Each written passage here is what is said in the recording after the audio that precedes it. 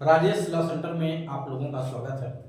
आज हम लोग चर्चा करेंगे एक बहुत महत्वपूर्ण बिंदु पर, वो है विवाहित बेटियों का कृषि भूमि में पिता की मृत्यु होने पर उत्तराधिकार से वंचित होना। यह संपत्ति उत्तराधिकार में अविवाहित बेटी के नाम से प्राप्त होने पर विवाह होने के बाद वापस हो जाना। ये कानून प्रथम दृष्टया संविधान संगत नहीं लगता है, ये ध्यान दीजिएगा। ये भेदभाव पैदा करने वाला कानून है। आप पढ़ेंगे कानून मिलेगा आपको भारतीय संविधान अधिनियम में साफ साफ लिखा हुआ है कि विवाह अवरोधित करार शून्य होते हैं। कैसे करार? विवाह अवरोधित करार शून्य होते हैं। यहाँ तो विधि ही एक तरह से विवाह को अवरोधित कर रही है। अगर आप देखेंगे तो कैसे? क्योंकि अगर संपत्ति आपको अविवाहित बेटी के नाम पे हिस्सा मिल गया और अगर आप शादी करेंगे तो संपत्ति वापस हो जाएगी। तो या तो हम शादी करें या तो बिना शादी किए रहें। अगर शादी करेंगे तो संपत्ति वापस चली जाएगी, अगर शादी नहीं करेंगे तो संपत्ति मेरे पास रहेगी। तो फिर मेरा परिवार कैसे आगे बढ़ेगा?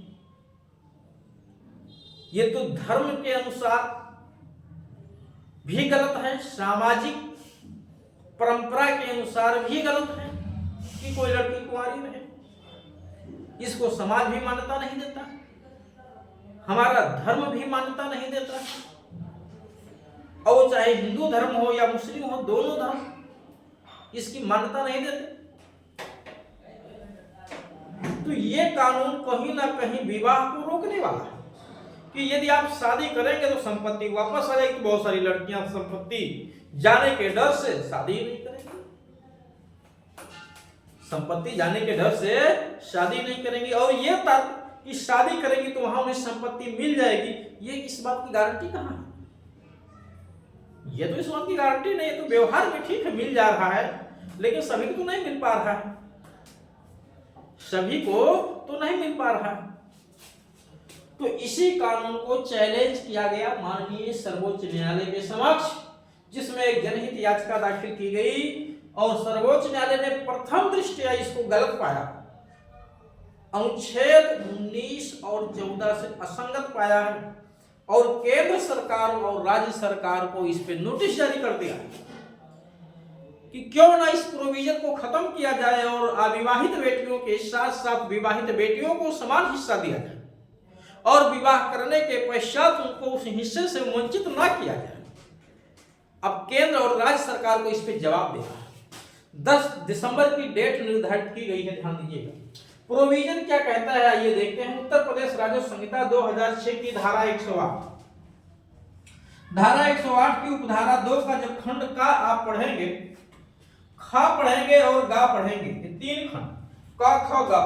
का में लिखा हुआ है कि जब किसी पुरुष व्यक्ति की मृत्यु होती है, किसी पुरुष व्यक्ति की मृत्यु होती है तो इसकी विधवा को, इसके बेटे को, इसकी बेटियों को, बेटियां चाहे एक से अधिक हों चाहे बेटे एक से अधिक हों, बेटे नहीं है, बेटे की मृत्यु हो गई है तो इसके बेटे को, यानी इसके बच्चों को, यानी पोतों को भी पहले वर्ग में हिस्सा मिलता है। ध्यान दीजिएगा, यदि किसी पुरुष व्यक्ति की मृत्यु होती है, चाहे वो मुस्लिम हो या हिंदू, तो सबसे पहले हिस्सा किसको किसको मिलता है? उसकी विधवा देखा जाएगा, उसकी विधवा है कि नहीं, विधवा है तो उसको मिलेगा।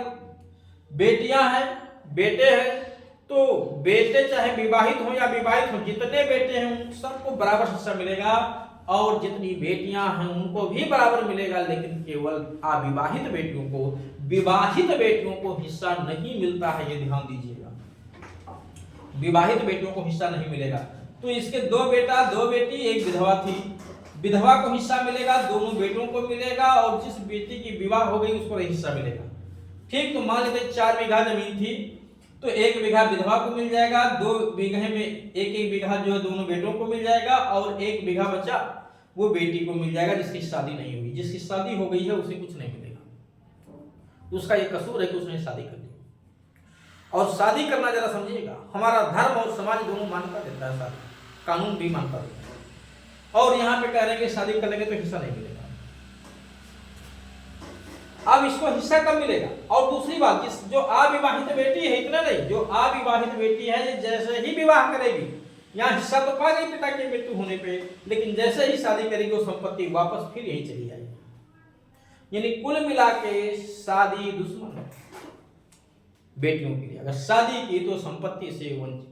विवाहित बेटी है तो ऐसे नहीं मिलेगा, अविवाहित है तो जैसे विवाह करेगी वैसे वापस हो जाएगा, संपत्ति में हिस्सा नहीं मिलेगा। इसी कानून को सर्वोच्च न्यायालय में चैलेंज किया गया। सर्वोच्च न्यायालय ने इस पे संज्ञान ले लिया है, केंद्र और राज्य को नोटिस जारी कर दिया है कि आप इस पे जवाब दीजिए, क्यों ना इस प्रोविजन को खत्म किया जाए, क्योंकि ये प्रथम दृष्टया भेदभाव पैदा करने वाला कानून है। और विवाहित बेटी को मिलेगा कहाँ? विवाहित बेटी को हिस्सा तब मिलेगा जब ना तो उसकी विधवा माँ हो, ना उसके कोई भाई हो, ना भाइयों के बच्चे हो यानी भतीजे भी ना हो, ना ही उसकी विवाहित बेटी हो, ठीक है, तब, और ना ही उसके दादा दादी भी ना हो, तब हिस्सा मिलेगा, क्योंकि दूसरे नंबर पे माता पिता आते हैं। ख नंबर पे माता पिता को हिस्सा मिलता है मृतक। तो माता पिता भी ना हो, भाई ना हो, अविवाहित बहन ना हो, भतीजे ना हो, माँ ना हो, तब विवाहित बेटी को सी नंबर पे मिलता है। कितना दूर जाके, और वो भी अगर शादी की तो फिर वापस आ जाएगा।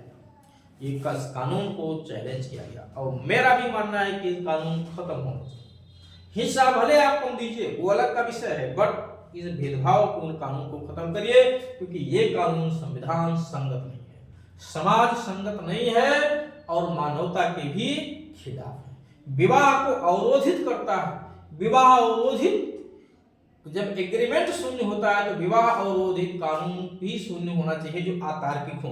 अगर तार्किक है तो एक बात अलग है, बट अतार्किक है तो उन्हें भी शून्य होना चाहिए।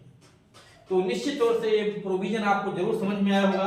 अब कुछ लोग पढ़ रहे होंगे धारा 108 में तो सब कुछ मिल नहीं रहा होगा। भाई सब कुछ मिलेगा नहीं 108 में, क्योंकि इसके साथ और भी प्रोविजन आपको राजस्व संहिता की पढ़नी पड़ती है। जो विवाहित बेटियों को जो है शादी करे, अविवाहित बेटी जो हिस्सा प्राप्त कर लेती है शादी करने पे, जो उसको उत्तराधिकार से वंचित किया जाता है, वो प्रोविजन धारा 108 में नहीं लिखा होगा, वो धारा 109 में लिखा हुआ इसी राजस्व संहिता की। ठीक, तो उम्मीद है ये प्रोविजन आप लोगों को जरूर समझ में आया होगा। और विवाहित बेटियों का भी जो है भाग्य निश्चित तौर से खुलेगा। अगर किसी व्यक्ति को किसी भी प्रोविजन पे कोई लीगल एडवाइस लेना है तो इस दिए गए नंबर पर संपर्क करके आप अपनी सुविधानुसार जानकारी ले सकते हैं। साथ ही साथ जो उसकी लीगल फीस है, उचित फीस है, वो आपको जमा